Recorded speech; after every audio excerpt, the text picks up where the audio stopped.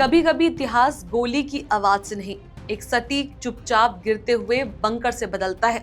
86 साल, 45 साल से ज्यादा सत्ता और फिर एक स्ट्राइक। ईरान के सुप्रीम लीडर आयतुल्ला अली खामेनाई अब नहीं रहे।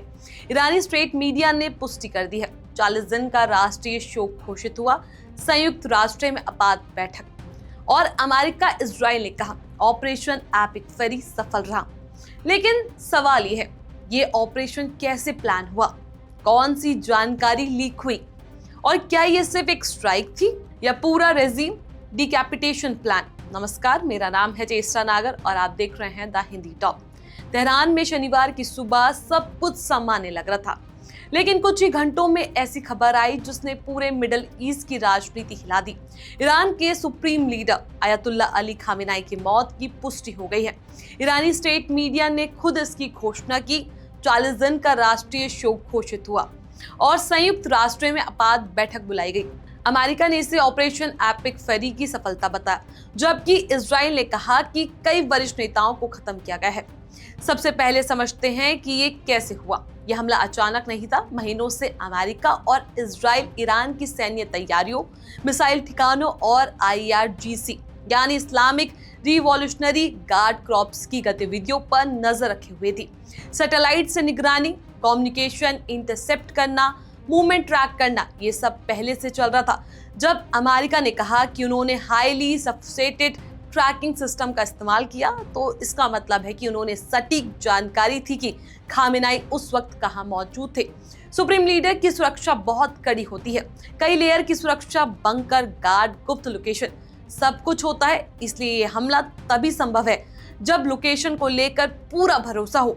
रिपोर्ट्स के मुताबिक तेहरान के एक ऑफिस कॉम्प्लेक्स को निशाना बनाया गया। ये कोई सामान्य बमबारी नहीं थी, बल्कि सटीक टारगेट पर की गई स्ट्राइक थी।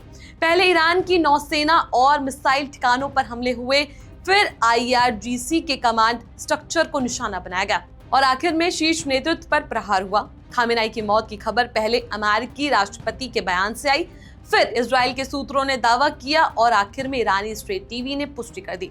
40 दिन के शोक का ऐलान इस बात का संकेत है कि ईरान ने आधिकारिक तौर पर इसे स्वीकार कर लिया है। अब सवाल यह है कि आगे क्या होगा। ईरान में असली ताकत सुप्रीम लीडर के पास होती है। राष्ट्रपति सरकार चलाते हैं, लेकिन अंतिम फैसला सुप्रीम लीडर का होता है। अब असेंबली ऑफ एक्सपर्ट्स को नया सुप्रीम लीडर चुनना होगा। ये प्रक्रिया शांतिपूर्ण भी हो सकती है, लेकिन ये भी संभव है कि IRGC ज्यादा कंट्रोल अपने हाथ में लेना चाहेगी।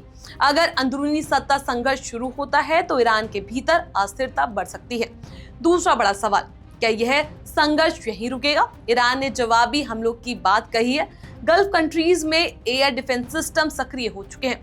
अगर ईरान स्ट्रेट ऑफ हॉर्मुज में तनाव बढ़ता है तो वैश्विक तेल सप्लाई प्रभावित हो सकती है। अगर ईरान अपने सहयोगी समूह को सक्रिय करता है तो लेबनान, सीरिया और यमन में हालत बिगड़ सकते हैं। एक और अहम मुद्दा है परमाणु कार्यक्रम। अगर ईरान की न्यूक्लियर क्षमता पूरी तरह नष्ट नहीं हुई तो ये टकराव और बढ़ सकता है। अमेरिका का दावा है कि यह हमला परमाणु खतरे को खत्म करने के लिए था, लेकिन जमीन पर हालात अभी साफ नहीं है। इतिहास की नजर से देखें तो ये बहुत बड़ा मोड़ है। 1979 की इस्लामिक क्रांति के बाद से खामेनाई ईरान की राजनीति का केंद्रीय चेहरा रहे।